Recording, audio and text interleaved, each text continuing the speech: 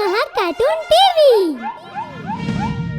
Hello बच्चों, आज मैं आपको एक और नई कहानी सुनाऊंगी और आज की कहानी है जादुई जड़ी बूटी।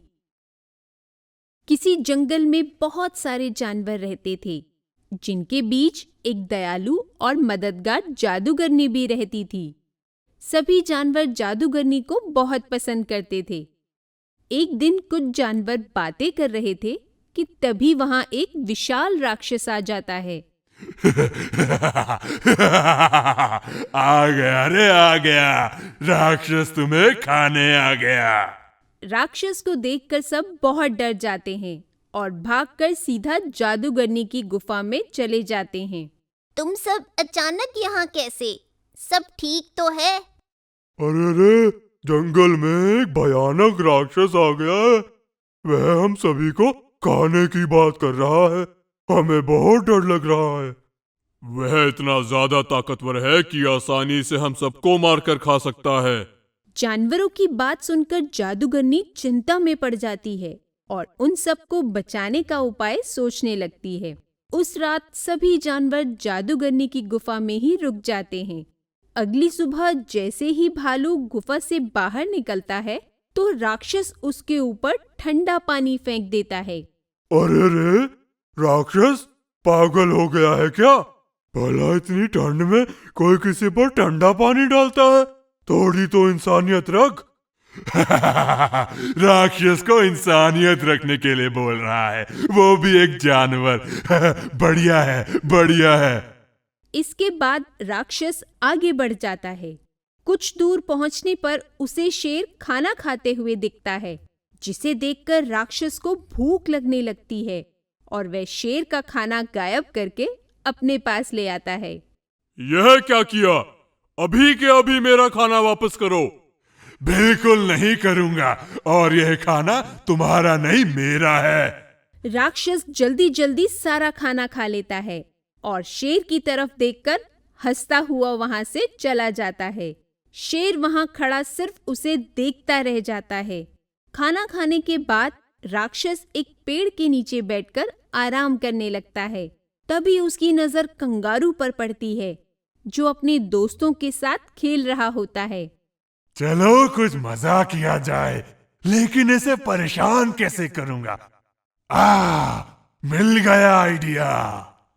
राक्षस अपने जादू से कंगारू को अपनी तरफ खींचता है और उसे आसमान में गोल घुमा देता है।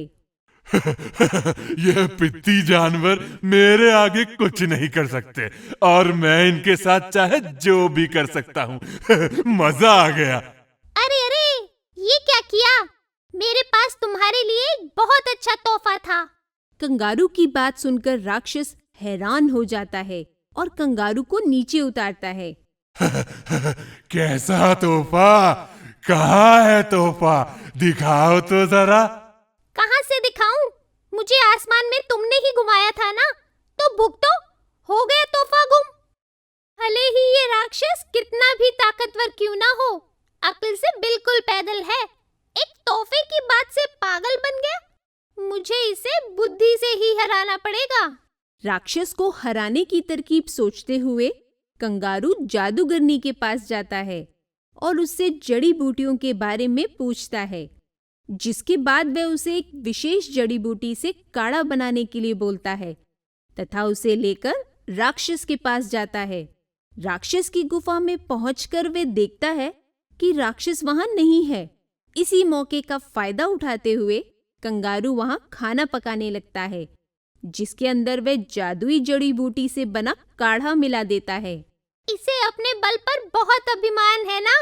आज इसे पता चलेगा कि बुद्धि के आगे बल कुछ भी नहीं होता।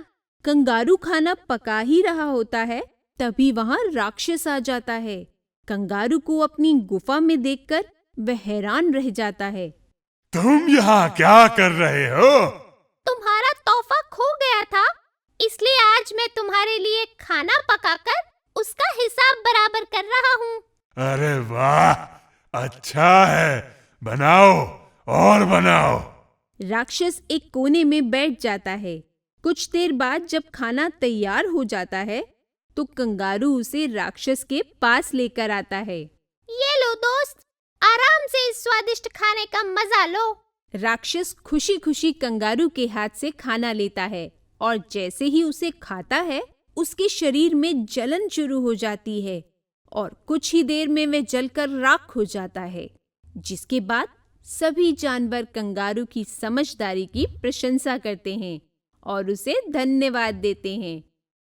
तो बच्चों, इस कहानी से हमें ये शिक्षा मिलती है कि हमें कभी अपने बल पर ज्यादा घमंड नहीं करना चाहिए, क्योंकि बुद्धि के आगे बल हार ही जाता है। अगर आपको हमारे वीडियोस पसंद आ रहे हों तो इन्हें लाइक करें, चैनल सब्सक्राइब करें और हमारे कार्टून शो सबसे पहले देखने के लिए बेल आइकन दबाना ना भूलें।